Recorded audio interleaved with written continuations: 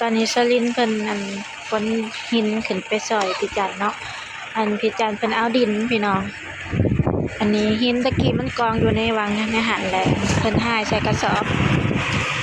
ที่มันกองไว้อยู่ในขางเฮือนนั่นนี่แหละแล้วเพิ่นหายใส่กระสอบแล้วเพิ่นก็สิเก็บขึ้นมาไว้อยู่เทิงเฮือนเพิ่นอีก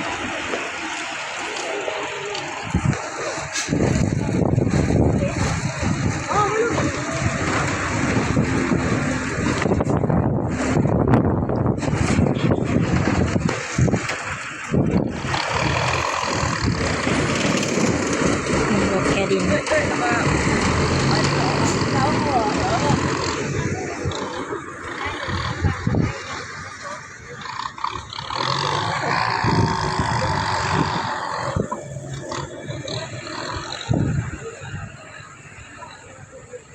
ได้หลายสอบเนาะเพราะว่าเห็นบักหลายเนี่ย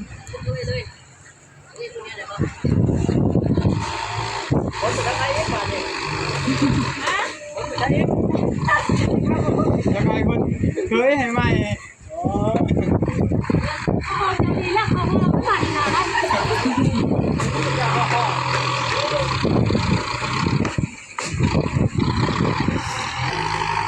ว่าพี่จันเพิ่นเรียนกัน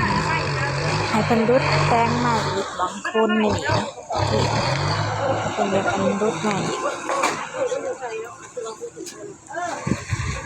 รุดให้มันเพียงอีกบ่จักแล้ว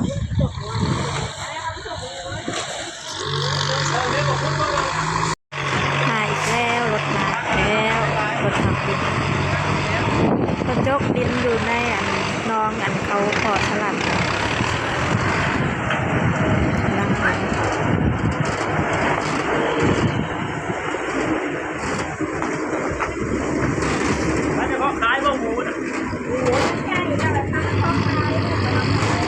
ทุกคน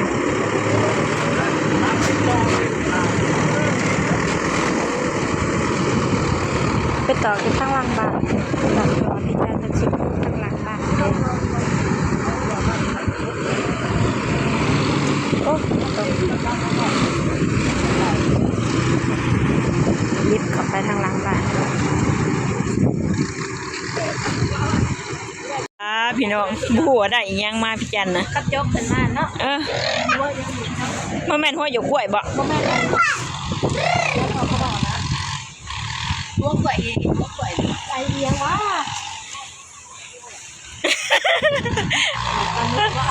หนวดปลาหมึก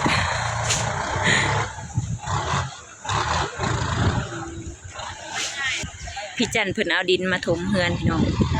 10 อันเฮือนน่ะมันต่ำโพดนั่นเด้พี่น้องก็เลยถมให้มันสูงขึ้นมาเดี๋ยวสิพาพี่น้องไปเบิ่งด้านหลังเพิ่นสิเอาซาวรถบ่ฮู้ว่าสิสูงโพดบ่นี่ทุกคนอาจสิเป็นหลังบ้านบ่ฮู้ว่าตอนนี้ได้จักรถแล้วเนาะ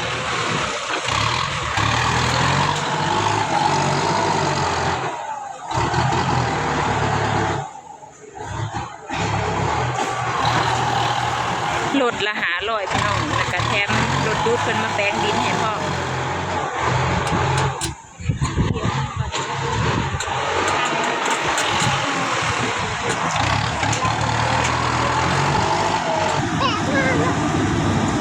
คันรถดินมาแล้วพี่น้องแต่ละหลังคาเฮือนนะเพิ่นสิเอารถดินถอกไว้ปลูกผักปลูกหญ้าหรือว่าแบบว่าบ่ให้ดินมันต่ำแล้วบ่ให้เวลายามฝนน่ะมันทางเปื้อนนะพี่น้อง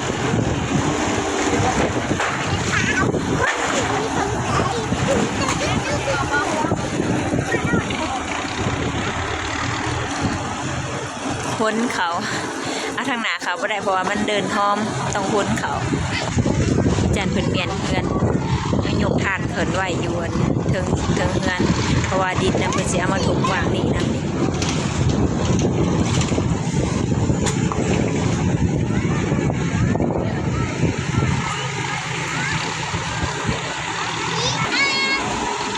เวลาสิเอาดินเขาบ้านเขาเพื่อนก็ต้องมีน้ำพดเดินเนาะพดพดทางเพราะว่ามันสิบ่ได้ควันนะพี่น้องรถใหญ่เที่ยวแล้วมันควันเพิ่นก็สิคอยพดอยู่แบบนี้แหละจนเฉพาะเขาเจ้าหญ้าพดดิน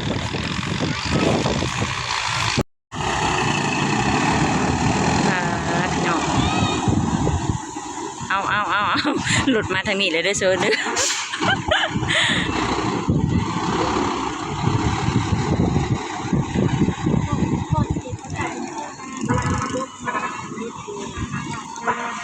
แม่นแต่ว่ามาเที่ยวนี่เนี่ยราคาถูกเด้อพี่น้องราคารถละ500ปกติแล้วนะรถนึงเนี่ยจะเป็นรถ600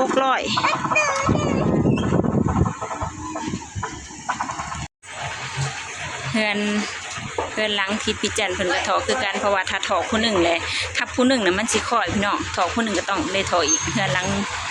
งถัดไปก็ต้องได้ถอเพราะว่าเพื่อนพิจันนี่มันสูงแล้วถ้าเพื่อนหลังนั้นบ่ถอก็ดินมันก็สิต่ำกว่าน้ำมันก็สิไหลลงหัน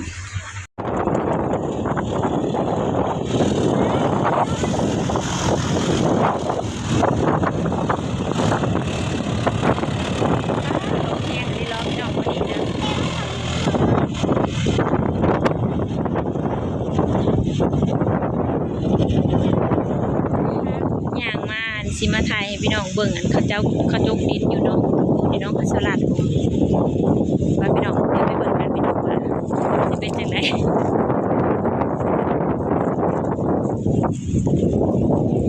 อันนี้ก็จะเป็นน้องรถจกตะกี้แล้วเนาะผู้ใดต้องการดินแล้วก็สิมาจกเอาแต่ในนี้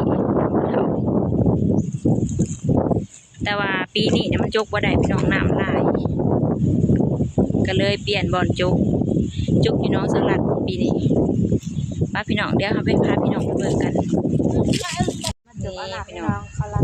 คนทางที่เบิ่นอันเที่ยวรถสูบน้ำกระเที่ยวแล้วก็รถอันแก่ดินกระเที่ยวมันก็เลยแจกพี่น้องอยู่ในครบทีมเลยบ่ทั้งเปื้อนทั้งมุนแล้วก็เปียกพร้อมนี่ป้าพี่น้องเดี๋ยวไปเบิ่งกันบัดนี้มื่อนี้มา2 สาวสาวยิงบ่อยู่สาวยิงเพิ่นเมื่อบ้านสาวยิงเมื่อบ้านแล้วก็เลยบ่ครบ3 สาวมื่อนี้มา2 สาวเด็กๆพร้อม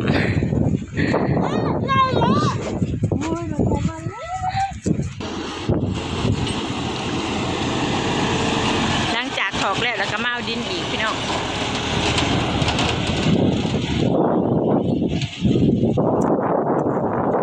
รถจักรยานแล้วนะ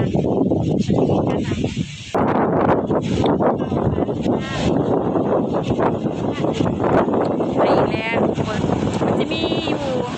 รถคนดินสิประมาณมีอยู่5 รถพี่น้องเปลี่ยนกันไปเปลี่ยนกันมาอยู่นี่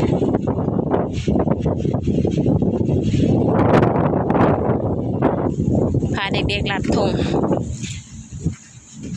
อันนี้ก็เป็นภาพบรรยากาศยามแลงพี่น้องต่อเพื่องกับสิตุ้ยเบิดแบบนี้แหละต่อเพื่องนี่ก็มีประโยชน์ได้พี่น้องเพราะว่างัวนะเพิ่นบ่มีหญ้ากินยามแลงเพิ่นก็สิหากินตามต่อเพื่องนี่แหละต่อเพื่องแห้งๆนี่แหละภาพบรรยากาศยามแลงก็สิประมาณนี้พี่น้องแห้งแล้งสมชื่อว่าแห้งแล้งนี่พี่น้องอันนี้สิเป็นสวนปลูกผักปลูกหญ้านี่แหละพี่น้องปลูกมะอื้อปลูกผักบัวสวนปลูกอันแม่นบ่แม่สลัดหรือแม่สลอยเพิ่นปลูกมะอื้อแม่เสิร์นพูดทางสุดอ๋อป้าแม่เสิร์นเพิ่นก็มาปลูกคือกันได้พี่น้องอยู่สวนทั้งพุ่นเพราะว่ามันเป็นอันหัวที่เขาเจ้าอันอ้อมโดยน้ำมักจับนะพี่น้องงัวสิเข้าบ่ได้จ้ะน้องความว่าการหัวลำทงจัดทงแล้วมาก่อนหนทางสิยากนิดจังหน่อยเนาะ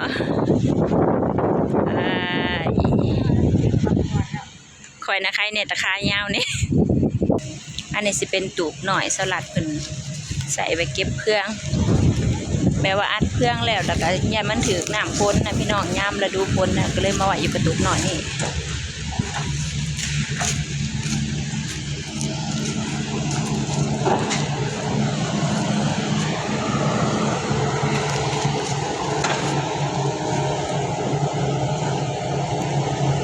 พิ่นสิใส่จักบ่วงยังบ่ทันได้นับเบิ่งพี่น้องบัดที่แล้วอันบัดรถคันนั้นมาจังสินับให้พี่น้องเบิ่งว่าเพิ่นใส่จักบ่วงเนาะจังสิขายรถละ500นี่นะ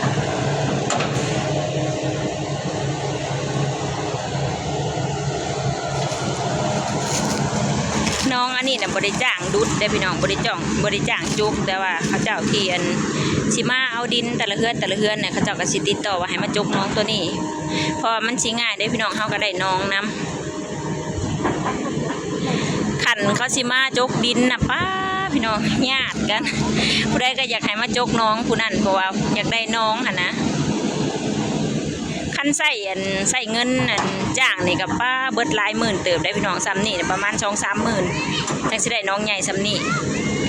แต่ว่าถ้าเฮาให้เขามาจกเอาดินเฮาก็สิได้น้องฟรีนี่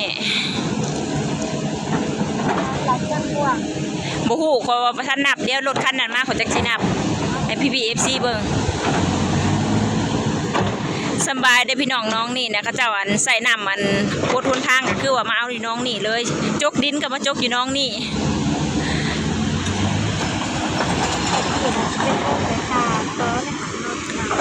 รถคันนั้นนะเขาเจ้ามาดูดเอาน้ำไปโคตรทนทางเพื่อมันสิบ่ให้มันไง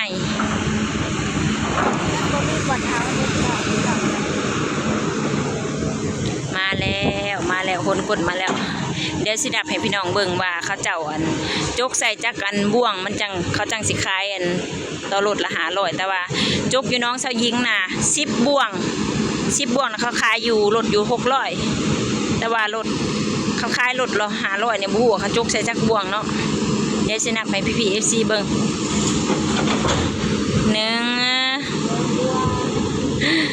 นับเซินเขาขายรถละ500นี่มันสิได้จักบ่วง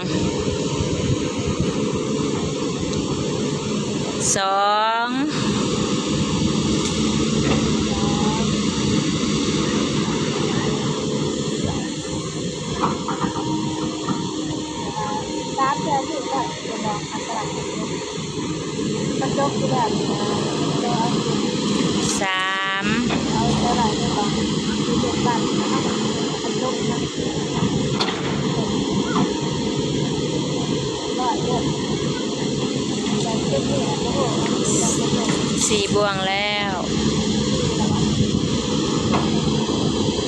ข้าจกจักเถื่อแล้วนี่นะเซินบ่แม่น3เลย3เถื่อเลยพี่น้องได้ซ้ำนี่3เถื่อนะไอ้น้องซ้ำนี่เดี๋ยวตั้งใจนำให้PPFC เบิ่งก่อนกำลังได้หาบ่วง6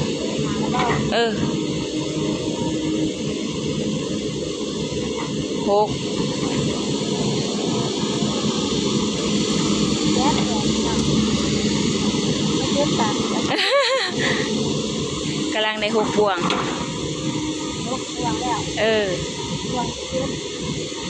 บ่วงที่7กำลังตามมา79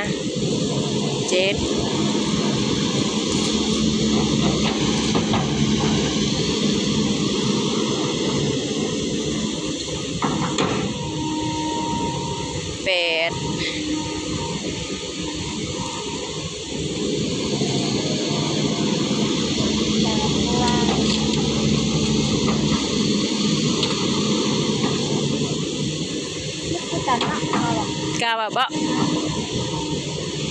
9น่าสิ10 บ่วงเนาะ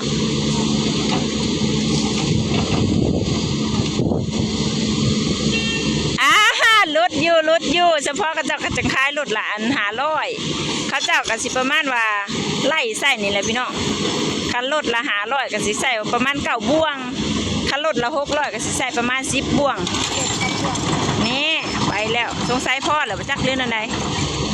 อ๋อเพิ่นสิอวยโอ้คือต้นไม้แล้ว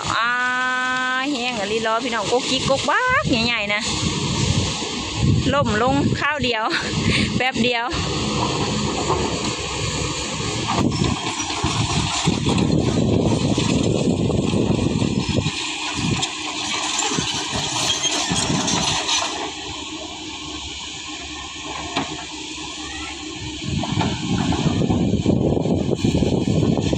รถดูดน้ำนะก็ใส่เวลาเฮิงพี่น้องเพราะว่ามัน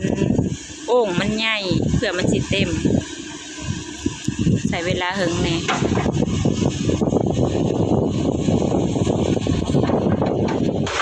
เช้าอื่นเพิ่นไปรีวิวกองดิน